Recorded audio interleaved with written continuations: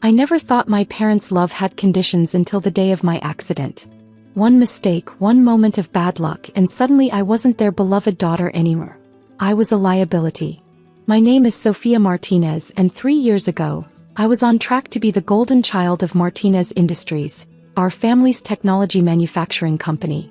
I had the perfect resume. Top of my class at MIT, 2 years of experience at a prestigious consulting firm, and I was being groomed to take over as COO of our family business. Then came the night that changed everything. I was driving home from a late meeting, going over quarterly projections in my head, when a drunk driver ran a red light. The impact was devastating. When I woke up in the hospital, my left leg was shattered, and my promising future seemed to crumble along with it.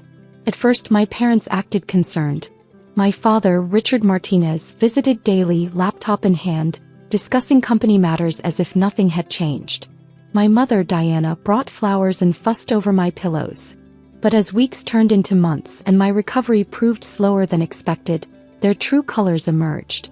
"The board meeting is next week, Sophia," my father said one evening, his voice tight with disappointment. "We can't keep the position open indefinitely." I stared at him, still groggy from pain medication. "Dad, the doctor said I'll make a full recovery. I just need time." "Time isn't something we have," he snapped. "The company needs someone who can perform now, not months from now." That's when my younger brother Marcus walked in, perfectly tailored suit highlighting his athletic build. The golden boy who had barely graduated business school but somehow always managed to charm his way through life. "Don't worry, sis," he smirked. "I'll keep your seat warm." I should have seen it coming. Within a week, Marcus was appointed as the new COO. My carefully laid plans, years of preparation, all handed to my brother because I dared to be injured at an inconvenient time. But the real betrayal came 2 months later. I had finally been released from the hospital, learning to walk again with the help of a cane. The family was gathered for Sunday dinner, a tradition my mother insisted on maintaining despite the obvious tension. "We need to discuss your future, Sophia," my father announced over dessert. "The company can't justify keeping you on payroll during your situation." My mother nodded in agreement. "It's for the best, dear. You should focus on your recovery. Besides," Marcus added with false sympathy, "it's not like you can handle the workload now anyway." I gripped my cane tighter. "So that's it? You're cutting me off completely?" "Don't be dramatic," my father sighed. "We're being practical. Business is business." "And family?" I asked, my voice barely steady. "Is that just business too?" My mother's face hardened. "If you can't understand why this is necessary, then maybe you're not ready for the responsibility we thought you were." That's when my father delivered the final blow. "Until you can prove yourself useful again, you're no longer part of this family's legacy. It's time you learn to stand on your own 2 feet. He paused, glancing at my cane. Figuratively speaking, of course. The cruel irony of his words wasn't lost on me. I stood up slowly, pain shooting through my leg, but I refused to show weakness. "All right," I said quietly. "If that's how you want it." They probably expected me to beg, to break down, to promise I'd work harder. Instead, I walked out of that house with nothing but my dignity and a plan forming in my mind. What they didn't know was that during those long months in the hospital, I hadn't been idle. Between physical therapy sessions, I had been making calls, analyzing market trends, and identifying weaknesses in Martinez Industries' structure. I saw opportunities my father had missed, innovations Marcus would never understand. Most importantly, I had noticed how our biggest competitor, Phoenix Industries, had been struggling with leadership transitions. Their CEO was looking to retire, their stock was undervalued, and their board was divided on the company's future direction. That night, as I sat in my modest apartment, the only thing I had managed to keep in my name, I made a decision. If my family wanted to treat me like a stranger, I would show them exactly what this stranger could do. I pulled out my laptop and drafted an email to James Chin, the retiring CEO of Phoenix Industries. We had met at various industry events, and he had always seemed impressed by my insights. More importantly, he had no love for my father's aggressive business tactics. "Dear Mr. Chin," I wrote, "I have a proposition that could secure Phoenix Industries' future while revolutionizing the industry." Little did my family know their biggest deal was about to become their worst nightmare, and I was just getting started. 3 years can change everything. My email to James Chin that night sparked a series of events that would reshape the entire industry. Within a week, we met secretly at a small cafe far from the business district. He listened intently as I outlined my vision for Phoenix Industries, not just as a competitor to Martinez Industries, but as a revolutionary force in tech manufacturing. "Your ideas are impressive, Sophia," he said, studying me over his coffee cup.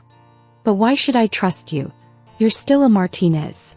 I met his gaze steadily. "Not anymore. They made that very clear." I showed him my analysis. Detailed reports on market trends, innovative manufacturing processes, and most importantly, the hidden weaknesses in Martinez Industries' strategy, weaknesses only someone from the inside would know. James leaned back, a slow smile spreading across his face. "You know what? I've been looking for someone who could take Phoenix in a new direction. Someone hungry, someone with something to prove." That meeting changed my life. Within months, I was appointed as Phoenix Industries' new CEO, but we kept my identity hidden. To the public, SM Phoenix was a mysterious figure who had impressed the board with innovative vision and technical expertise. Only James and a select few knew who really sat in the CEO's chair. I threw myself into transforming Phoenix Industries. Every sleepless night, every physical therapy session, every moment of pain fueled my determination. My leg healed stronger than before, and so did my resolve. Under my leadership, Phoenix Industries underwent a silent revolution. We acquired smaller companies, modernized our production lines, and secured patents that would prove crucial in the coming years. Our stock price tripled, but I made sure Martinez Industries remained unaware of the true scale of our success. Meanwhile, I watched from afar as my brother Marcus ran our family company into the ground. His flashy initiatives and poorly planned expansions drained resources. My father, too proud to admit his mistake, kept covering for Marcus's failures. The company that had been my birthright was slowly crumbling. Then came the opportunity one had been waiting for. Martinez Industries desperately needed a partnership with a major tech manufacturer to survive. Marcus had burned bridges with most potential allies, leaving Phoenix Industries as their only viable option. When their board proposed a meeting, I knew my moment had arrived. The morning of the meeting, I arrived early at Phoenix's headquarters. My assistant Lisa helped me prepare the conference room. "Are you ready for this?" she asked, knowing the full story. I smoothed down my designer suit, a far cry from the simple clothes I'd worn when my family cast me out. "I've been ready for 3 years." At exactly 9 a.m. the Martinez contingent arrived. Through the security cameras, I watched my father stride in, followed by Marcus and various board members. They were escorted to the conference room, their faces confident, having no idea what awaited them. "Mr. Martinez," my assistant announced through the intercom, "the CEO will join you shortly." I stood outside the double doors, listening to my brother's arrogant voice through the wood. "This should be easy. Phoenix needs this deal more than we do." Taking a deep breath, I pushed open the doors. The room fell silent. My father's face went white. Marcus's mouth hung open in shock. I walked slowly to the head of the table, each click of my heels echoing in the stunned silence. "Good morning, everyone," I said calmly, sitting down. "I'm SM Phoenix, CEO of Phoenix Industries. Though some of you may know me better as Sophia Martinez." This is impossible," Marcus stammered. I smiled, pulling out a folder. "Oh, it's very possible. And we have much to discuss about the future of both our companies." My father found his voice. "Sophia, whatever game you're playing, This is no game," I cut him off. "This is business. Isn't that what you taught me? Business is business." I opened the folder and began distributing documents. "Let's review Phoenix Industries' terms for this partnership. As you'll see, we're proposing a complete restructuring of Martinez Industries' management team." Marcus jumped to his feet. "You can't do this. Dad, tell her she can't do this." "Actually, I can," I replied smoothly. "Your company's stock has fallen 60% under your leadership, Marcus. The board is losing confidence. Without this deal, Martinez Industries will face bankruptcy within 6 months. These numbers don't lie, even if our family did." My father's hands trembled as he read through the documents. "These terms, they would give Phoenix controlling interest." "Correct." I leaned forward. "In fact, through various shell companies, Phoenix already owns 15% of Martinez Industries shares. We've been quietly buying while Marcus's mistakes drove the price down. The room erupted in chaos. Board members whispered urgently to each other. Marcus looked like he might be sick. My father just stared at me, seeing for the first time not his broken daughter but a powerful adversary. "You planned this," he said quietly. "All of it." "I learned from the best," I replied. "You taught me that family and business don't mix. Consider this my graduation project." The next 2 hours were intense negotiations, but I held all the cards. By the end, the deal was done. Phoenix Industries would absorb Martinez Industries. Marcus would be removed from his position. My father would retire with a generous but meaningless honorary title. As the shell-shocked board members filed out, my father lingered behind. "Sophia," he started, his voice heavy. We were wrong." "Yes, you were." I gathered my papers. "But don't worry. Unlike you, I won't let family connections influence my business decisions. You'll be treated exactly like any other retired executive." He flinched at my words thrown back at him. Can we try to fix this? As a family." I looked at him for a long moment, remembering the night they cast me out, the cruel words, the years of silence. "I have a board meeting to prepare for," I said finally. "My assistant will show you out." As the door closed behind him, I stood at the window of my office. My real office, not the one they'd promised me years ago. Below, I watched my father and brother walk to their car, shoulders slumped in defeat. My phone buzzed, a text from Lisa. "Your next appointment is here. The one about expanding into international markets." I smiled. This was just the beginning. I had built something bigger than Martinez Industries could have ever been, and I did it on my own terms.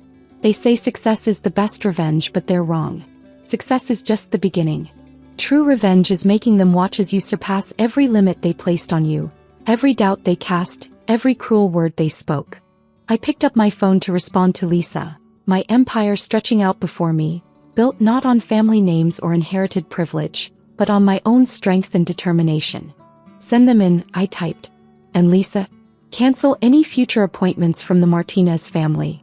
I'm too busy building my legacy to deal with ghosts from the past." From my window, I could still see my father and brother in the parking lot, probably trying to figure out how it all went so wrong.